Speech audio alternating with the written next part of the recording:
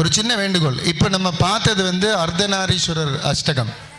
சிவன் வந்து பார்வதிக்கு ஒரு பாதியை கொடுத்தாரு. அதில் வந்து பார்வதிக்கு தான் முதன்மை கொடுத்தாங்க. அதனால் குரு சந்தியா சங்கர் அவர்களுக்கு அதை கொடுக்கணும்னு நினைக்கிறேன். ஏன்னா லேடிஸ் ஃபர்ஸ்ட். உண்மையிலே அந்த மாதிரி வாழ்ந்து பாருங்கள், உங்கள் வாழ்க்கை எவ்வளவு உயர்வாக இருக்கும் என்பது நான் இன்றைக்கி சத்தியம். இது வந்து நடமாடும் எக்ஸாம்பிள். கல்யாணம் ஆன உடனே லைஃப்பில் வந்து பெண்களுடைய கனவுகள் முக்கால்வாசி வந்து இருண்டு போகுது. ஏன்னா கல்யாணத்துக்கு முன்னாடி இந்த குழந்தைங்களாக இருக்கும்போது best of schools, best of college, best of vehicles, best of clothes, best of jewellery எல்லாமே பெஸ்ட் கொடுப்பாங்க அப்பா அம்மா. அதே மாதிரி பெஸ்ட் ஆஃப் மாப்பிள்ளையும், பெஸ்ட் ஆஃப் மண்டபம் எல்லாம் பெஸ்ட்டாக கொடுப்பாங்க. ஆனால் போகிற இடத்துல அந்த குடும்பத்தை சார்ந்து அவங்களுடைய பொறுப்புகள் இருக்கிறதுனால, அது தப்புன்னு சொல்ல வரல, முக்கால்வாசி பேருக்கு என்ன ஆகும்னா அவங்களுடைய அந்த விஷன் வந்து மற்றவங்கள சார்ந்தே இருக்கிறதுனால, கணவனுக்காக வாழணும், மாமனாருக்காக வாழணும், மாமியாருக்காக வாழணும். கூட்டு குடும்பம்னா மச்சினன், அப்புறம் இங்கே எப்படி சொல்லுவாங்க தெரியாது, கொழுந்தியாள் அந்த மாதிரிலாம் சொல்லுவாங்க. அப்புறம் நாத்தனார் சொல்லுவாங்க எங்கள் இதில். உங்கள் இதில் அந்த மாதிரி நிறைய உறவுகள் இருக்கும். ஏன்னா இங்கே நிறைய கூட்டு குடும்பங்கள் இருக்குது. எல்லாரையும் சார்ந்து வாழ்ந்துறதுனால அவங்களோட திறமை என்ன ஆகுதுன்னா அந்த குடும்பத்தை காப்பாற்றுறதுக்கு மட்டும்தான் போகுது. அவங்க வந்து ஒரு வேலைக்காரங்களாக இருப்பாங்க, டாக்டராக இருப்பாங்க, நர்ஸாக இருப்பாங்க, டீச்சராக இருப்பாங்க, வேலைக்காரியாக இருப்பாங்க, சமயக்காரியாக இருப்பாங்க, எல்லாமே இருப்பீங்க.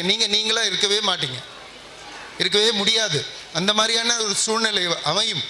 ஆனால் இப்போ காலகட்டத்தில் இப்போ இருக்கிற ஒரு அறிவியல் ரீதியில் எல்லாத்துக்கும் ஒரு வழி வர்றதுனால அந்த வீட்டில் இருக்கிற ஆணும் பெரியவங்களும் அந்த பெண்ணோட திறமையை வளர்க்கணும்னு நினச்சா வாழ்க்கை நல்லா இருக்கும்.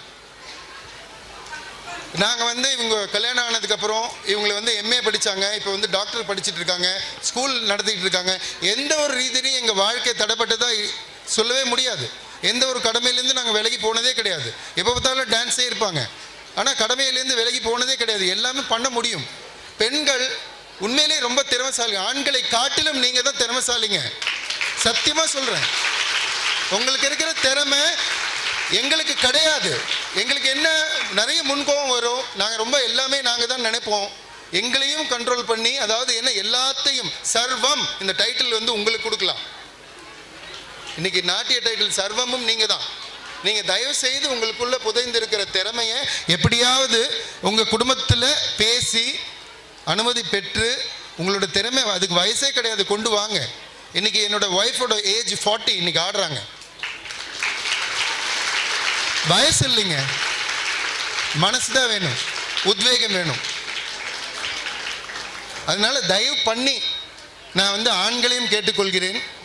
உங்கள் ஒய்ஃபுக்கு பயங்கர டேலண்ட் இருக்கும். இன்றைக்கி பார்த்தீங்கன்னா இன்னொன்று சொல்கிறேன், பிருத்வி ஃபேமிலி வந்து அதில் வந்து அவங்க ஒய்ஃப் எந்த அளவுக்கு வேலை செய்கிறாங்க நாங்கள் கண்ணால் பார்த்துருக்கோம். அந்த ஃபேமிலி ரொம்ப நல்லா இருக்குது. இன்றைக்கி பார்த்தீங்கன்னா நாங்கள் 6-7 வருஷத்துக்கு முன்னாடி பார்த்த பிருத்வியும் இன்றைக்கி பிருத்வி எங்கேயோ ஒரு 5 to 10 times வந்து higher grade on everything they've grown. அதுக்கு காரணம் அர்த்தநாரீஸ்வரராக வேலை பார்க்குறாங்க. அதற்கு அவங்க குடும்பம், பெரியவங்க, தாய் தந்தையர் அதுக்கு வந்து ஒத்துழைக்கிறாங்க. குழந்தைகளையும் பார்க்குறாங்க, அவங்களோட பிஸ்னஸையும் பார்க்குறாங்க. பண்ண முடியும். நாம் எதுக்கு ப்ரியாரிட்டி கொடுக்குறோன்னு நாம் தான் முடிவு பண்ணணும். நமக்கு என்ன முக்கியம் அப்படின்றது நாம் தான் முடிவு பண்ணணும். இன்றைக்கி இது முக்கியம்னு சொல்லிட்டு நீங்கள் வந்து இருக்கீங்க. இது முக்கியம் இல்லை, வேறு எதாவது முக்கியம்னா வேறு எங்கேயோ போயிருப்பீங்க. நீங்கள் தான் அதை டிசைட் பண்ணணும். உங்கள் லைஃபோட ப்ரியாரிட்டிஸும் முக்கியத்துவம் டிசைட் பண்ணுறது நீங்கள் தான். தயவு பண்ணி உங்களுக்குள்ளே இருக்கிற திறமையை அப்படியே புதைச்சிடாதீங்க.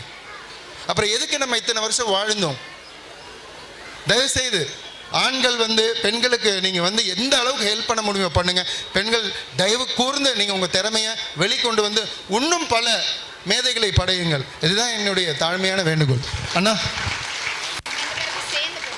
சரி, சேர்ந்தே போடுங்க. தேங்க்யூ.